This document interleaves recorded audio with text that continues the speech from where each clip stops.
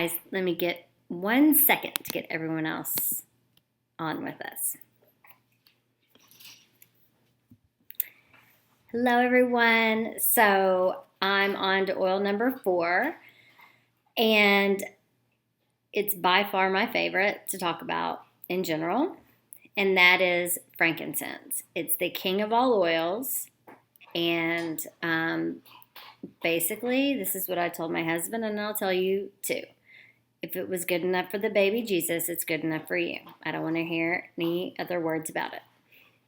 So, right off the bat, you know that frankincense has been literally the king of oils, most prized, most precious of the oils for over 5,000 years. I mean, I think every major religion has used frankincense in its religious practice in some way or another.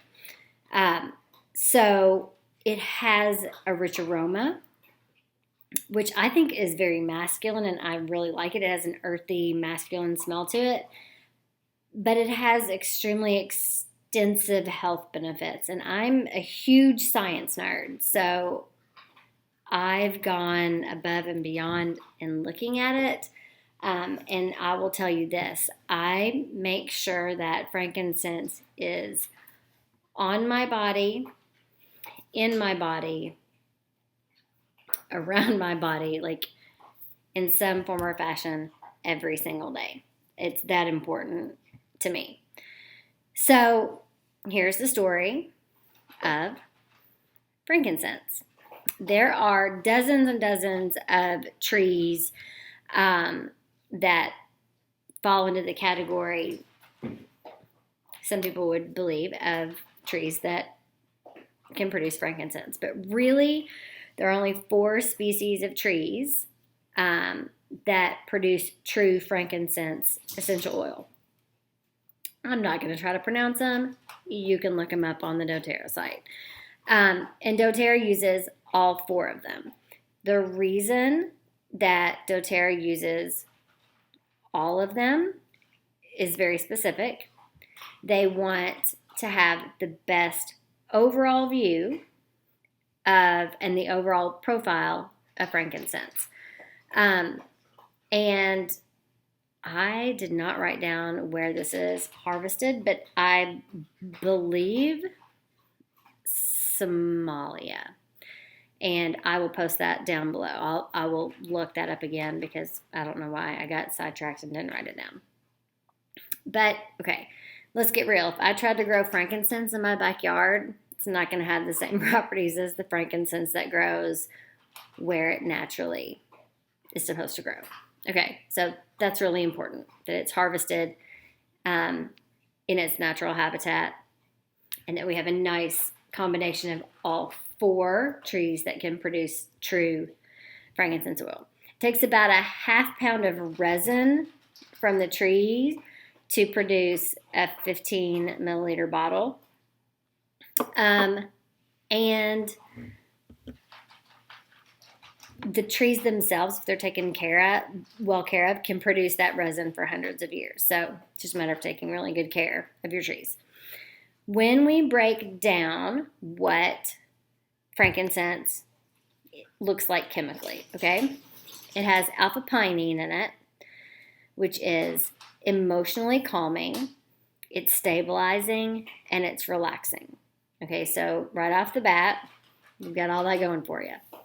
It has limonene in it as well, like as a part of its makeup, which is uplifting. So it's, and not just uplifting, but also gives a feeling of peace, of satisfaction, of just overall wellness and feeling good. It has beta-caryophyllene, which if you've listened to me talk before about copaiba, you've heard me talk about beta-caryophyllene and the importance of it. It has soothing effects. So frankincense and copaiba are a great combination because of that beta-caryophyllene and the soothing effect that it has. Okay, really great to mix with sandalwood, peppermint, lemon, those are both in the top 10. Wild orange, of course, everything. Wild orange is great with everything. And copaiba, like I mentioned. Now, before I go any further, I'm just going to say this. Internal use of frankincense is growing in its scientific research every day. So I strongly, strongly recommend all of you, go to pubmed.gov and type in frankincense. You can do frankincense and whatever it is you're looking at. Because the research, I'll be honest, it sort of made me mad when I read it, because I thought, why don't more people know about this? Because there are published medical journal articles that show frankincense to be an anti-tumoral, which is kind of important for cancer research. That doesn't mean it's going to cure cancer. That doesn't mean it's going to cure everybody's cancer. That doesn't mean it's going to treat every tumor the same. It means that the potential is there. Let me tell you what else the potential is there for, and all you have to do is look it up. It's not proven yet, but I'm just telling you I've read enough. At this point, I don't go a day without frankincense. Not one day. Not one. The support and promotion of healthy cellular function from head to toe, healthy joints, healthy liver, healthy lungs, healthy gastrointestinal tract, healthy musculoskeletal system, healthy urinary tract, healthy immune response, healthy brain activity. In this day and age when I feel like Alzheimer's is everywhere and memory loss is everywhere, all of this is extremely important. Cancer happens everywhere. It's extremely important for us to be aware of what we're coming in contact with and aware of what we can come in contact with that might help us be our healthiest. All right, there we go. So, frankincense. What properties does it naturally contain? Just pick up a bottle. What does this oil naturally contain? And hold on one second. I'm doing a video. Can you all give me like 5 minutes? Thank you. Sorry, I got kids today. Multiple kids, but only a couple of them here. Analgesic properties. So that acts to relieve pain. Yep, sure does. Antidepressant properties that works to address feelings of depression, works to help you push those away. Antifungal properties, so it can be used to prevent fungal infection, fungal growth, and actively fight against fungus that is there. Anti-inflammatory, we've talked about that now in at least 3 of our oils. Frankincense naturally acts to reduce inflammation and help our bodies have a healthy inflammatory response. Natural antiseptic properties, so it's naturally cleansing and purifying.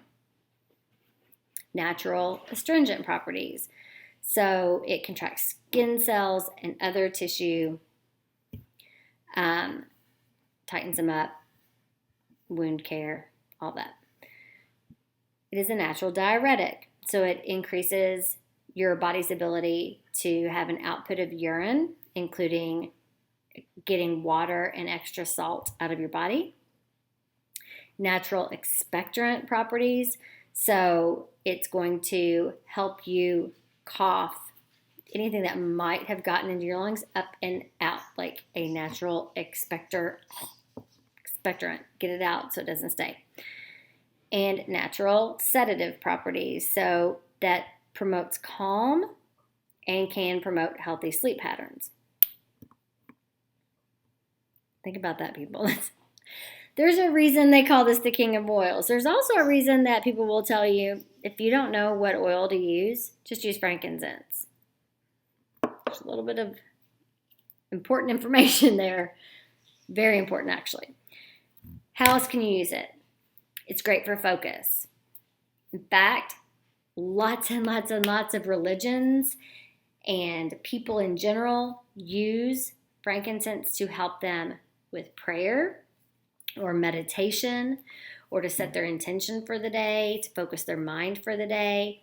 It's very good for focus. Balancing mood throughout the day, applying it to your pulse points, extremely healthy and very, very helpful. The body systems it supports, your endocrine system. Okay, your endocrine system is in charge of your hormone production. Your hypothalamus, your thalamus, your pineal gland, your pituitary gland, your thyroid, your hyperthyroid, your pancreas, your adrenal system. Frankincense also helps to support your limbic system, where your entire emotional system is sitting right there. Like your emotions are created and felt there, and out come the hormones and out come the feelings. Yep, helps that too. Hypothalamus, thalamus as well. And your nervous system, that entire system that connects your brain, your spinal cord to all the nerves in your body. So think about how many degenerative diseases or common, I feel like they're household names now for syndromes or diseases that affect the nervous system or affect the brain nerve connection. Frankincense supports that system to keep it running smoothly. It's amazingly effective and has been used for over 5,000 years for, and I quote this, its anti-aging benefits, because it has a great impact on your skin health. So adding it to your daily moisturizer reduces the appearance of blemishes. It reduces the appearance of fine lines and wrinkles. It can reduce the appearance of stretch marks, of scarring. It can help your skin regenerate and rejuvenate. It helps your skin recover. We talked about it being an antifungal. It's also great like as a moisturizer. So if you're going to someplace that's really dry, fingernails, toenails, it's going to keep them very healthy. We talked about how it's got relaxing properties and the ability to help balance mood because it affects the limbic system. And let me tell you, that sedative property that we talked about, that it can promote calm, promote sleep. When I looked this up, the first thing it said, pulse points, and it said also apply to the bottoms of your feet. So most of you have probably heard this before, if not from me, from someone else, that the bottoms of your feet are a great place to apply oils because you don't have any hair follicles there. So oils can absorb into the skin very easily and get into your bloodstream very quickly. But there are also reflexology points. So like when I get in bed, I have a roller bottle of frankincense on my nightstand, and I will put it on my big toe and then just swipe kind of down the middle of my foot. But the big toe has a connection to the brain, and I am telling you all, go to pubmed.gov and just look at it for yourself. I think you'll be amazed at how frankincense can support that entire system. It is also spectacular because it's an anti-inflammatory and an analgesic for pain. It's wonderful for muscles. It offers a warming, soothing massage to muscles that have been overworked. So hands, feet, back, legs, any sort of a muscle that's been overworked. Frankincense can be very helpful. So we talked about all those different systems, okay, to look up. Basically, it boils down to the idea that scientists are looking into how frankincense affects cellular health and cellular function because it appears through everything that I've read that, and the scientists are putting out there, that frankincense has an extremely positive effect on cellular health. Like, it's almost as if it can sense something's wrong with a cell and tell it, hey, you're out of here, or hey, you're good.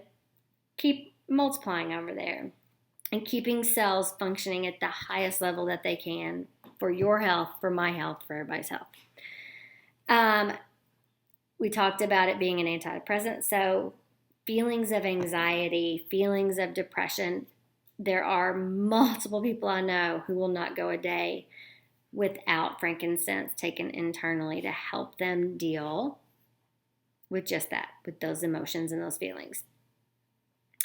We talked about the connection between the brain, the spinal cord, and the nerves. And we talked about how frankincense can be helpful in